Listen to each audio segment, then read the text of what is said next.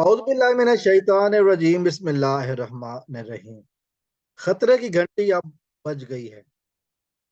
ریاست Pakistan versus Zaheer Ahmad case میں ہم بات کریں گے، اور جیسا کہ میں نے ابھی کہا کہ خطرے کی گھنٹی بج گئی ہے، لیکن مجھے یہ کہنا چاہیے تھا خطرے کی گھنٹی مسلسل بج رہی ہے۔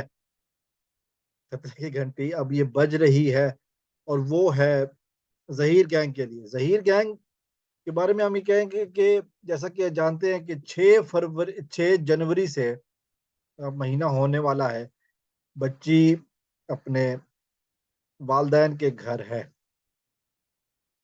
اور اس کے بعد والدین کے گھر سے پھر مسلسل جو ہے نا 3 دفعہ کل تیسری ملاقات بھی تھی بچی کے ساتھ چائلڈ پروٹیکشن کی، اور عدالت کے عملے عدالت کی طرف سے مقرر کردہ ایک سرکاری آفیسر کی۔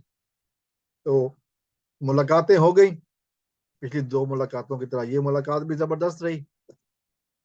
اس ملاقات میں بھی کچھ تصویریں بنی، کچھ ویڈیو بنی، اور جو کہ عدالت میں پیش کی جائیں گی۔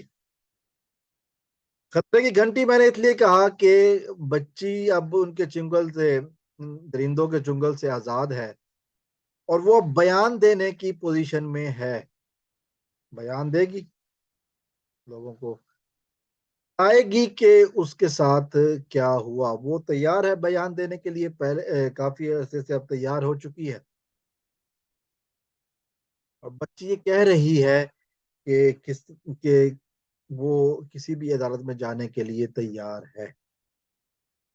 جو کچھ اس کے ساتھ لاہور میں ہوا، اور اس کے علاوہ جو کچھ ان دنوں میں ہوا جب یہ ان اغواکاروں کے چنگل میں تھی، اور پھر لاہور دارالمان میں اس طرح کسی نے اسے زبردستی پیپروں پر دستخط کرائے۔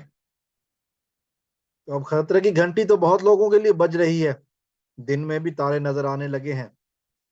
اب دن کو بھی، رات کو بھی نیند کی گولیوں سے بھی نیند نہیں آتی، رات کی تو خیر بات ہی چھوڑیں۔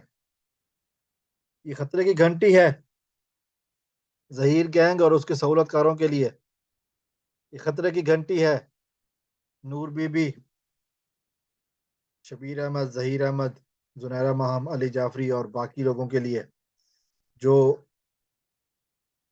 اس کے لیے ظہیر کے لیے سہولت کاری کرتے رہے، جو ظہیر کے حق میں بیانیہ بنانے کی ناکام کوشش کرتے رہے، ان سب کے لیے خطرے کی گھنٹی ہے۔ ان سب نے اب حساب دینا ہے، صرف عدالت کے توہین عدالت کے نوٹس سے کچھ نہیں بنے گا۔ اب بات آگے بڑھ گئی ہے، اب گھنٹیاں بول رہی ہیں، ٹن ٹن خطرے کی گھنٹیاں بول رہی ہیں۔ سہولت کاروں کے برے دن اس وقت سے شروع ہو گئے تھے جب 6 جنوری کو بچی نے اس درندے اور اس کے سہولت کار کی موجودگی میں یہ کہا تھا کہ جی میں اپنے والدین کے ساتھ کے گھر جانا ہے۔ یقیناً اب گھنٹیوں کی آوازیں بڑھتی جا رہی ہیں، اب گھنٹیوں کی آوازیں بڑھ رہی ہیں، گھنٹیوں کا شور بڑھ رہا ہے، اور اسی شور کی وجہ سے درندہ اب سو بھی نہیں پاتا ہے، نیند بھی اڑ گئی ہے۔ کچھ لوگ تو صبح کے ٹائم لائیو کیا کرتے تھے کہ رات کو سو نہیں پاتے، اب تو ان کی دن کی نیندیں بھی، بقول مہدی صاحب کے، کہ ان کی دن کی نیندیں بھی اب اڑ گئی ہیں۔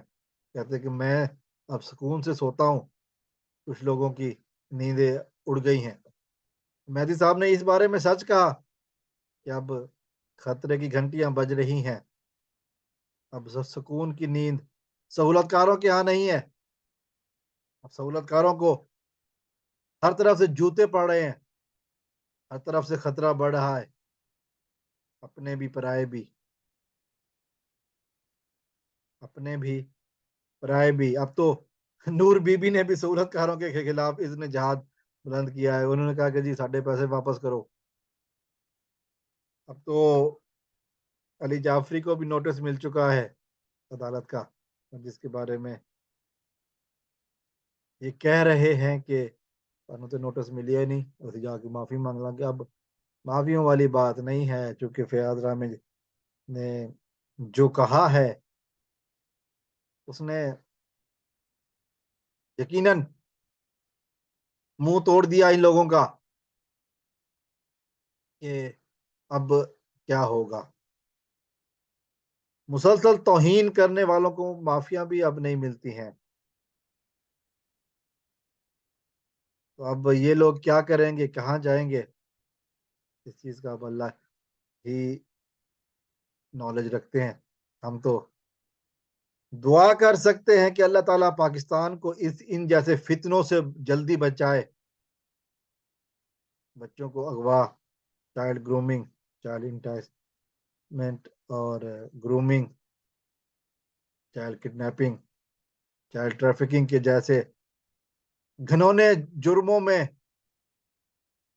شریک جرم یہ سہولت کار, اللہ تعالیٰ پاکستان کو ان سہولت کاروں سے, ان مجرموں کے ساتھیوں سے نجات دلائے.